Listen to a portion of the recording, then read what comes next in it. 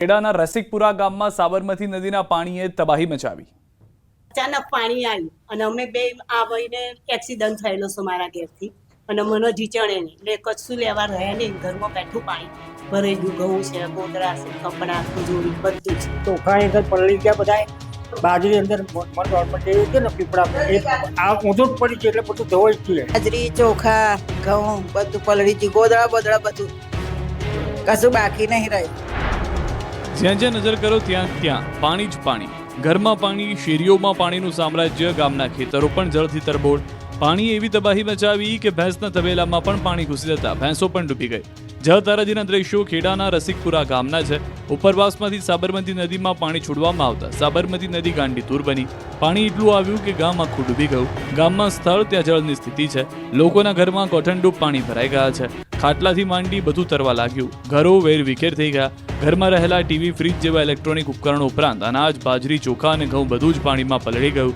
જોકે આજુબાજુના યુવકોએ મદદ કરી અને લોકોને પોતાના મકાનની છત ઉપર જમવાનું બનાવવું પડ્યું અને કપાસના પાકને વ્યાપક નુકસાન પણ પહોંચ્યું હતું. ખેડૂતોનું કહેવું છે કે 1 વીઘા દીઠ 20 થી 25 હજાર રૂપિયાનું ખર્ચે ખેતી કામ કરવામાં આવી રહ્યું છે, પરંતુ પૂરના કારણે આખો પાક બરબાદ થઈ ગયો. આગળના સમયમાં પણ પાણી ભરાયેલા રહેવાના કારણે જમીન બગડવાની શક્યતા છે. સાબરમતી ગાંડીતુર બનતા તારાપુરમાં મજૂરો ફસાયા તો ધરોઈ ડેમમાં પાણીની આવકમાં ઘટાડો. સાબરમતી નદી ગાંડીતુર બનતા ગામડાઓમાં જળ પ્રલય જેવી સ્થિતિનું નિર્માણ થયું. ત્યારે આણંદ જિલ્લાના તારાપુર પાસે સાબરમતી નદીમાં એક મજૂર ફસાયો. બગોદરા હાઈવે નીચે વહેતી સાબરમતી નદીમાં એક મજૂર યુવક પાણીના પ્રવાહમાં ફસાયો. ધરોઈ ડેમ અને વાસણા બેરેજમાંથી છોડાયેલા ભારે પાણીના કારણે નદીમાં પાણીનો પ્રવાહ તેજ બન્યો. ગલિયાણા ઓવરબ્રિજ નજીક મજૂરી કરતો દિનેશ વહેલી સવારે નદીમાં ફસાયો. સ્થાનિક તંત્ર અને લોકોની મદદથી યુવાનને બચાવી સુરક્ષિત બહાર લાવવામાં આવ્યો. બીજી તરફ રાહતની વાત એ રહી કે ધરોઈ ડેમમાં પાણીની આવકમાં ઘટાડો નોંધાયો. ધરોઈ ડેમના 2 દરવાજા 2 ફૂટ ખોલાયા. ધરોઈ ડેમમાં 5295 ક્યુસેક પાણીની આવક છે. ધરોઈ ડેમમાં 14461 ક્યુસેક પાણીની આવક છે. ધરોઈ ડેમમાં જળ સ્ટોક 84.24% થયો. ધરોઈ ડેમની જળ સપાટી 670.84 ફૂટ પહોંચી. આ તરફ અમદાવાદવાસીઓ માટે રાહતના સમાચાર આવ્યા. ઉપરવાસમાંથી પાણીની આવક ઘટતા હાલ વાસણા બેરેજના 4 દરવાજા ખુલ્લા રખાયા. ફતેવાડી કેનાલમાં પાણી છોડાયું. ધરોઈ ડેમમાંથી 5000 ક્યુસેક અને સંત સરોવરમાંથી 20000 ક્યુસેક પાણીની આવક હોવાથી નદીમાં હાલ વાસણા બેરેજ માત્રથી 20000 ક્યુસેક પાણી છોડાયું. આ તરફ સરદાર સરોવર નર્મદા ડેમની સપાટીમાં ધરખમ વધારો. ઉપરવાસમાંથી 1,70,565 ક્યુસેક પાણીની આવક થતા હાલ નર્મદા ડેમની સપાટી 135.35 મીટર પર પહોંચી. સિઝનમાં પ્રથમવાર નર્મદા ડેમ 135 મીટર પાર પહોંચ્યો. 24 કલાકમાં 1 મીટરનો વધારો થઈ રહ્યો છે, જેથી નર્મદા ડેમ 89% ભરાયો. આ તરફ અરવલ્લીના મેશુ ડેમમાં ઓવરફ્લોની સ્થિતિ છે. મેશુ નદીમાં ઘોડાપુર આવતા 15 ઘરના લોકોને મુશ્કેલી સર્જાય. શામળાજી પાસે વણઝરી વિસ્તારમાં પાણી ફરી વળતા લોકો મુશ્કેલીમાં મુકાયા. બાળકો છેલ્લા 3 દિવસથી શાળામાં નથી જઈ શકતા. બાકરોલમાં સાબરમતીના પાણીએ ખેડૂતોને કર્યા પાયમાલ. સાબરમતી નદીના પાણીએ બાકરોલ પંથકમાં તારાજી સર્જી છે. નદીના ધસમસતા પાણી બાકરોલ અને આસપાસના ગામડાઓના ખેતરોમાં ઘૂસી જતા ખેડૂતોની મહામૂલા પાક પાણીમાં ડૂબી ગયો. પાણીના પ્રકોપના કારણે પાકનો સત્યાનાશ થઈ ગયો. દસક્રોય, ધોળકા, બાકરોલ સહિતના ગામડાના ખેડૂતોએ મહામહેનતે રીંગણ, ચોળી, દૂધી, જુવાર, કપાસ, ડાંગર સહિતનો પાક તૈયાર કર્યો હતો, પરંતુ સાબરમતીના પાણી ખેડૂતોની મહેનતને તાણી ગયા. ખેતરોમાં 4-4 ફૂટ પાણી ભરાઈ જતા પાકે જળ સમાધિ લીધી. ખેતરોમાં તૈયાર થયેલો પાક ડૂબી જતા ખેડૂતોને મોઢે આવેલો કોળિયો છીનવાઈ ગયો. હવે પાણી તો ઓસર્યા, પણ હવે પાક બચ્યો નથી.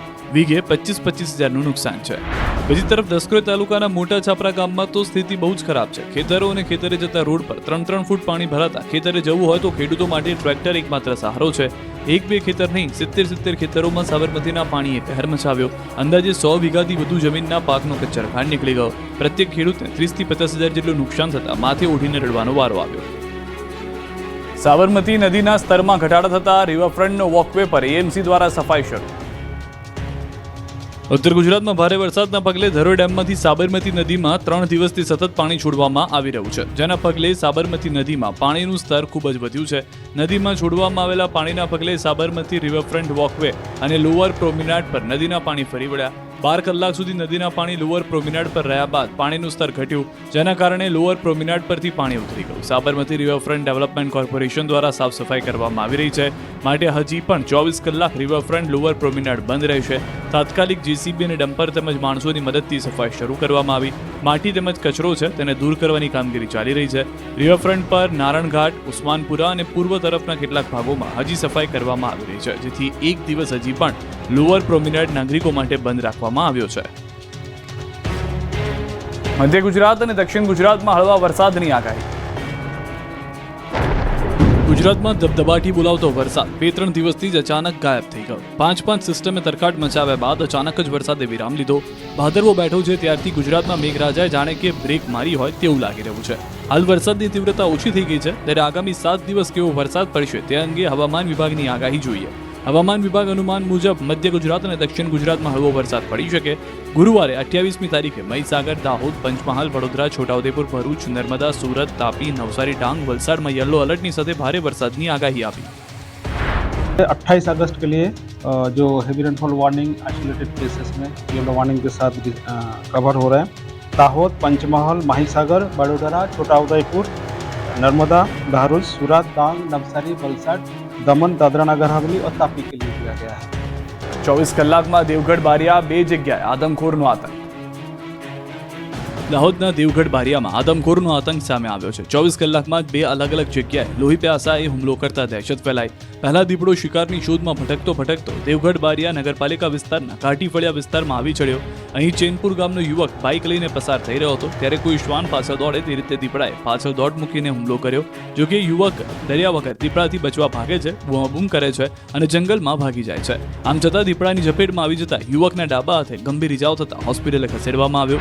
બીજી ઘટના બની દાહોદના રૂવાબારી મુવાડા ગામે, જ્યાં ખેતી કામ અર્થે ખેતરમાં ગયેલી મહિલા પર દીપડો ત્રાટક્યો હતો. મહિલા પર હુમલો કરતા મહિલાને લોહી લુહાણ હાલતમાં 108 એમ્બ્યુલન્સ મારફતે દેવગઢ બારિયામાં સરકારી હોસ્પિટલ ખાતે ખસેડવામાં આવ્યા હતા. અમદાવાદમાં સગીર કાર ચાલકે મચાવ્યો આતંક, ઉપરા છાપરી 4ને લીધા અડફેટે. અમદાવાદમાં ફરી એકવાર સગીરે બેફામ કાર ચલાવી લોકોને ધોળા દિવસે મોતના દર્શન કરાવી દીધા. શહેરના જમાલપુર વિસ્તારમાં એક સગીર બેફામ સ્પીડમાં કાર લઈને નીકળ્યો. રોડ પર રીતસરનો આતંક મચાવ્યો. પૂરપાટ માથેલા સાંજની જેમ આવતા થોડી વાર માટે તો અફરાતફરી મચી ગઈ. કેટલાક લોકો તો બચી ગયા, પરંતુ આગળ જતા કાર ચાલકે સ્ટીયરિંગ પરથી કાબુ ગુમાવતા ઉપરા છાપરી 4 વાહનને અડફેટે લીધા, તો કેટલાક લોકોને પણ અડફેટે લેતા ઈજા પહોંચી. સમગ્ર મામલે ઈ ડિવિઝન ટ્રાફિક પોલીસે તપાસ શરૂ કરી. દાહોદના ઢબુડી ગામે ધોળા દિવસે મરચાની ભૂકી નાખી લૂંટ. ગુજરાતમાં કાયદો અને વ્યવસ્થા કથળી હોવાના દ્રશ્યો પુરાવા છે. દાહોદમાં વેપારી પર હુમલો કરી મરચાની ભૂક્કી ચાંટી લૂંટ ચલાવવામાં આવતા ચકચાર મચી ગઈ. દાહોદના સિંગવડ તાલુકાના ઢબુડી ગામે ધોળા દિવસે લૂંટની ચોંકાવનારી ઘટના બની. સોના ચાંદીનો વેપાર કરતા એક વેપારી પોતાના ઘરે મોટી બાંડી બાર તરફ જતા હતા, ત્યારે ચોરોએ કારને રસ્તા વચ્ચે ઊભી રાખીને લોખંડની પાઇપ વડે હુમલો કર્યો. ત્યારબાદ મરચાની ભૂક્કી નાખી લૂંટ ચલાવી. જોકે ઘટના સ્થળ પર લોકો હાજર હતા, ત્યારે ટોળાએ 2 શખ્સોને ઝડપ્યા હતા. ત્યારબાદ બંને શખ્સોને પોલીસને સોંપ્યા. રણધીકપુર પોલીસે સમગ્ર બનાવની તપાસ શરૂ કરી છે. જોકે કેટલાની લૂંટ થઈ છે તે અંગે પોલીસ તપાસ શરૂ કરી ચૂકી છે. લૂંટારુએ વેપારીની કારમાં તોડફોડ પણ કરી છે. હાલ તો આ ઘટનાને લઈને દહેશત ફેલાઈ છે. અરવલ્લીમાં દંપતીએ નદીમાં ઝંપલાવ્યું તો જૂનાગઢમાં યુવકનું ડૂબતા મોત. અરવલ્લીના માલપુર પાસેની વાત્રક નદીમાં પરિવારે ઝંપલાવી આપઘાતનો પ્રયાસ કર્યો. એક દંપતીએ બાળક સાથે નદીમાં ઝંપલાવતા પતિનું મોત થયું છે. આ અંગેની જાણ થતાં જ મોડાસા નગરપાલિકાની રેસ્ક્યુ ટીમ ઘટના સ્થળે પહોંચી. પત્ની અને બાળકને નદીમાંથી બહાર કાઢી હોસ્પિટલ ખસેડાયા. પ્રાથમિક તપાસમાં ઘરકંકાસના કારણે નદીમાં ઝંપલાવ્યાનું બહાર આવ્યું. સમગ્ર મામલે માલપુર પોલીસે વધુ તપાસ હાથ ધરી. તો ધોળકાના સરોડા ગામે સીમ વિસ્તારમાં ફસાયેલા 2 લોકોનું ધોળકા નગરપાલિકા ફાયર ટીમે રેસ્ક્યુ કરી હેમખેમ બહાર કાઢ્યા. 1.5 કલાકની ભારે જહેમત બાદ બહાર 2 લોકોને ધોળકા નગરપાલિકાની ટીમ દ્વારા કાઢવામાં આવ્યા. ધોળકા મામલતદાર, TDO, ગ્રામ પંચાયત, ધોળકા રૂરલ પોલીસ સહિતની ટીમો રેસ્ક્યુ કરવા ખડે પગે રહી. લોકોને બહાર કાઢતા ગામ લોકોને તંત્રે હાશકારો અનુભવ્યો. ઉમરગામમાં ખાડાની પૂજા કરી કોંગ્રેસે ખખડધજ રોડનો કર્યો વિરોધ. વલસાડ જિલ્લાના ઉમરગામમાં ખરાબ રોડ રસ્તાને લઈને કોંગ્રેસ દ્વારા વિરોધ કરાયો. વલસાડ જિલ્લામાં વરસાદી માહોલને કારણે શહેરી અને ગ્રામ્ય વિસ્તારોની સાથે નેશનલ હાઈવેની હાલત પણ ખરાબ થઈ ગઈ છે. શહેરોમાં રસ્તાઓ પર મોટા ખાડા પડી જતા લોકોએ હાલાકીનો સામનો કરવો પડે છે. કોંગ્રેસ દ્વારા રસ્તા પર બેસી ખાડા પૂજન કરવામાં આવ્યું અને રોડ પર પડેલા ખાડામાં વૃક્ષારોપણ કરી પોતાનો વિરોધ નોંધાવવામાં આવ્યો. કોંગ્રેસના કાર્યકર્તાઓ અને અગ્રણીઓએ ખરાબ રસ્તાઓ અને રસ્તા ઉપર પડેલા ખાડાઓને રિપેર કરાવી અને નવા રસ્તા બનાવવાની માંગ સાથે એક રેલી પણ યોજી. આ રેલી શહેરના વિવિધ રસ્તાઓ પર નીકળી, જેમાં જ રોડની આવી જ પરિસ્થિતિ રહી તો આગામી સમયમાં કોંગ્રેસ ઉગ્ર આંદોલન કરશે તેવી ચીમકી પણ ઉચ્ચારી છે. વાપી અને છોટાઉદેપુરના રોડ બન્યા ચંદ્રની સપાટી જેવા. रोड सेफ्टी और रोड एक्सीडेंट से रिलेटेड बहुत ही हैजार्डस रोड बन गया है. एक्सीडेंट होता है, गाड़ियाँ रुक जाती हैं, गाड़ियाँ ब्रेक डाउन हो जाती हैं. यहाँ पे हमें उल्टा घूम के आना पड़ता है, दूसरे रास्ते से आना पड़ता है. ખાડા એટલા છે કે ગાડી ક્યાં ચલાવવું એ જ નથી સમજ પડતી, કારણ કે આમાં 108 અમારે દર્દીઓને લઈ જવું હોય કે ખૂબ ખરાબ હાલતમાં રસ્તો છે. ચોમાસાની શરૂઆતથી જ સમગ્ર રાજ્યમાં રસ્તાઓની ખરાબ હાલત છે. તેમાં રાજ્યના પડોશમાં આવેલા સંઘ પ્રદેશ દાદરાનગર હવેલી પણ બાકાત નથી. દાદરાનગર હવેલીમાં પણ આ વર્ષે ચોમાસાની શરૂઆતથી જ પ્રદેશના તમામ મુખ્ય રસ્તાઓની ખરાબ હાલત થઈ ગઈ છે. શહેરની શાનસમા રિંગ રોડ પરની હાલત અત્યંત ખરાબ છે.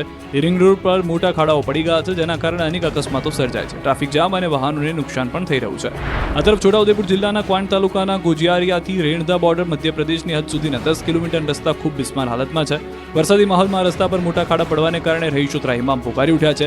આશ્ચર્યની વાત એ છે કે આ રસ્તો મધ્યપ્રદેશ અને ગુજરાતને જોડે છે. બંને બે રાજ્યના લોકોના રસ્તાથી હેરાન પરેશાન છે. આ રસ્તો મધ્યપ્રદેશ અને મહારાષ્ટ્રને રાજ્યને પણ જોડે છે. મધ્યપ્રદેશના લોકો ક્વાંટ ખાતે રસ્તા ઉપરથી આવે છે, ત્યારે ગુજરાત રાજ્યના છેવાડાના ગામો આ બિસ્માર રસ્તાથી પરેશાન છે. જાફરાબાદના મૃતક ખલાસીના પરિવારને મંત્રી મળ્યા, આપી સાંત્વના. જાફરાબાદના દરિયામાં 11 ખલાસી ડૂબી ગયા હતા, જેમાંથી 2 ખલાસીની લાશ મળી આવી. 3 દિવસથી વધુ સમયથી કોસ્ટગાર્ડની ટીમો દરિયો ખૂંદી રહી છે. જ્યાં બોટ ડૂબી હતી ત્યાં પણ તપાસ કરવામાં આવી હતી, છતાં ખલાસીઓનો હજુ કોઈ અત્તોપત્તો નથી, જેને લઈને પરિવારજનો ચિંતિત છે. બીજી તરફ 2 ખલાસીઓના મોત થતા પરિવારજનો શોકમાં છે. ત્યારે કેબિનેટ મંત્રી કુંવરજી બાવળિયા જાફરાબાદમાં મૃતક પરિવાર અને લાપતા ખલાસીઓના પરિવારને મળ્યા હતા. રાજ્ય સરકાર તરફથી ખલાસીઓ ઝડપથી મળે તેવા પ્રયાસ કરવામાં આવી રહ્યા હોવાની ખાતરી આપી હતી.